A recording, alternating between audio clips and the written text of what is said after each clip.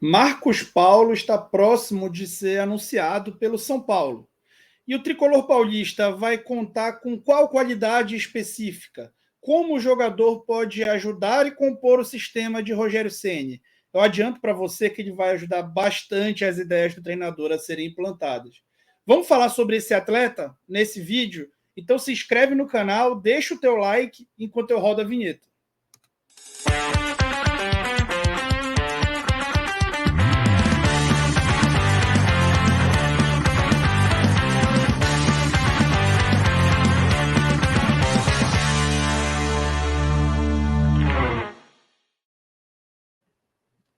Marcos Paulo, joia de Xerém, pontinha rápido, certo?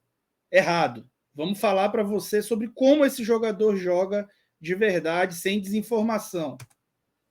Então, o Marcos Paulo, ele é um jogador muito talentoso, que foi vendido, ou na verdade perdido, pelo Fluminense para o Atlético de Madrid, e lá ele acabou jogando muito pouco, em jogos oficiais, praticamente aí nenhum. Se lesionou logo que chegou e rodou ali pelo Famalicão de Portugal e o Mirandês, que é da segunda divisão espanhola, que é onde ele está atualmente. O jogador tem 21 anos e é um jogador alto, tá? De bastante corpo. Ele tem 1,85 m. O pé dominante dele é direito. E atenção para uma das principais informações desse vídeo. Posição: atacante. Por que eu coloquei atacante em negrito? Eu vou explicar para vocês ao longo do vídeo. Ele pode jogar como centroavante e também pode jogar como ponta. Gosto dele de ponta? Não. Ele é um jogador, um ponta da forma como você talvez esteja imaginando, um ponta driblador de 1 contra 1? Não.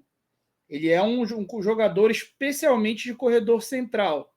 Mas talvez a sua melhor função seja jogando ao lado de outro atacante. A gente vai mostrar isso já já. As principais características dele, na minha opinião, a criatividade. E eu vou mostrar isso para vocês. Então ele é um cara que começou no Fluminense muito bem, como uma joia, foi para o Atlético de Madrid e lá acabou nunca sendo aproveitado e sendo emprestado ali para clubes bem menores, onde ele está tendo que jogar em contextos muito específicos que nada são bons para ele. E aí, ilustrando as posições, ele pode ser um 9, ele pode ser principalmente um 11 aqui de corredor central, um segundo atacante, um atacante que joga ao lado de outro atacante, e pode sim ser um ponta, é assim que ele vem sendo aproveitado no Mirandês, mas é uma posição que, na minha opinião, não vai potencializá-lo. Desde que ele saiu do Fluminense, ele jogou 34 partidas. Aí no slide está partidas iniciadas, mas está errado, tá, gente? 34 partidas onde ele joga ou entra. Numa média de 49 minutos por jogo, né? Uma minutagem baixa desde que saiu do Fluminense. Nesse período todo, ele só fez um gol e deu 2 assistências. Criou 12 chances de gol, e aí talvez seja uma das grandes coisas que ele pode contribuir. 21 finalizações, finalizou pouco para um atacante de corredor central, e isso fala muito sobre as equipes onde ele atuou. 145 bolas perdidas, a gente vai falar desse contexto específico. 90 dribles, 50% de acerto nos dribles. Ele é um cara bom de drible curto, vocês vão ver no vídeo, né? Eu vou botar imagens dele jogando.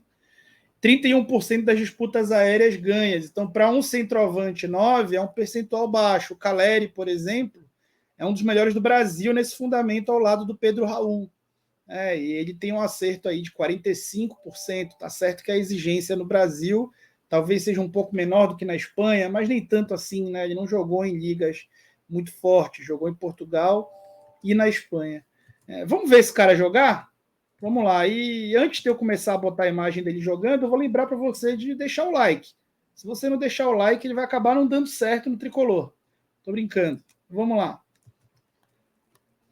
Então vamos colocar aqui imagens dele jogando. Gente, ele é um cara que se dá muito bem em espaços curtos. Vocês vão ver como ele é um jogador de corredor central. Ele sabe executar bem o pivô, ele pode melhorar isso, tá? E ele é um cara que vai trabalhar bastante a movimentação entre as posições do corredor central. Vocês viram como ele sai ali no lance anterior? Ele sai, dá o passe para o meio, né, para o Ganso vai enfiar a bola no ponta que está atrás dele, e ele já vai se projetar ali para o centro da área para tentar fazer o gol. Isso pelo Fluminense. Ó, ele recebe a bola por dentro, se livra bem e encontra sempre bons passes. Aqui ele se projetando na última linha também faz muito bem isso, e é um cara que costuma encontrar os companheiros com bons passes. Vejam nesse lance como ele evolui e encontra um passe mágico aqui para um atacante que domina muito mal ali do Fluminense. E essa é uma característica marcante dele. Ele sabe encontrar linhas de passe muito bem, especialmente jogando com outro atacante. Aqui uma assistência bem bonita que ele deu pelo Fluminense, e vários lances onde ele vai encontrar alguém se projetando ali entre as linhas e vai dar passes realmente muito bons, né? Ele é um cara com essa característica. Gols ele fazia no Fluminense bastante até, jogava de centroavante no Fluminense e fazia bastante gols, é um cara com muita noção. Esse é o único gol dele na Europa, que na verdade foi um cruzamento mal sucedido. E aí, ele foi aproveitado, como vocês estão vendo nesses lances aí, foi aproveitado de ponta no último clube dele agora, no Mirandês. Qual que é a grande dificuldade desse jogador para jogar de centroavante? É que o domínio de bola dele ainda é uma coisa que precisa ser lapidado. Tá? Então, quando ele está de costas ali, precisa dominar num espaço mais curto, como o centroavante sempre precisa, ele eventualmente tem dificuldades.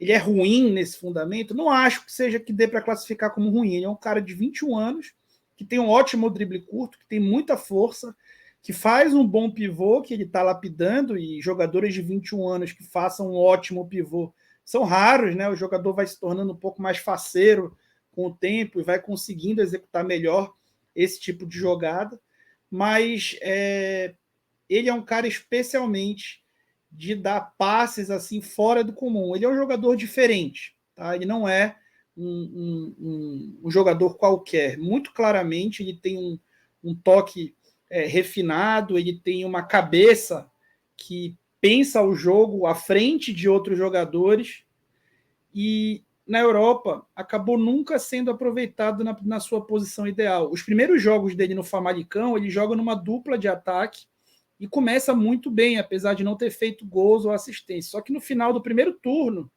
já depois de 7, 8 jogos dele como titular, fazendo bons jogos, na minha opinião, eu me dei o trabalho de assistir, ele teve a barração com relação ao treinador. O treinador queria que ele saísse muito mais da área, ele é um cara que gosta mais de trabalhar no corredor central, e praticamente não jogou um turno inteiro do Campeonato Português. O último jogo dele foi o último jogo do primeiro turno contra o Porto, e depois ele ficou fora de banco, no banco, sem nem entrar. Teve uma briga realmente com o treinador do Famalicão.